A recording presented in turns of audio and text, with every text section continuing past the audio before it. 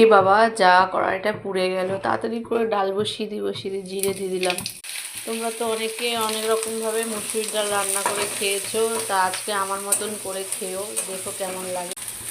পেঁয়াজ, কাঁচা লঙ্কা, টমেটো দেখো ভাজা ভাজা করে নিচ্ছি। এরপরে যা মশলা হয় যে কোনো তরকারিতে সেরকম মশলা দেব। তোমরা একবার এইভাবে রান্না করে খেয়ে দেখো, ডালটা খুবই সুন্দর লাগে। একে একে সব মশলা দিয়ে দেখো একটু কষিয়ে নিচ্ছি। এরপর একটু জল দিয়ে নেব। কড়াইটা অনেকটাই দেখো পুড়ে গেল চারিদিক থেকে। তোমাদের ভিডিও করে দেখানোর জন্য মোবাইল আনতে গিয়ে কড়াইটা অনেকটাই পুড়ে গেল। জল দিয়ে নিয়েছি দেখো। এরপরে এটাকে 2-3 মিনিট কষিয়ে তার উপর থেকে ডালটা ছেড়ে দেবো।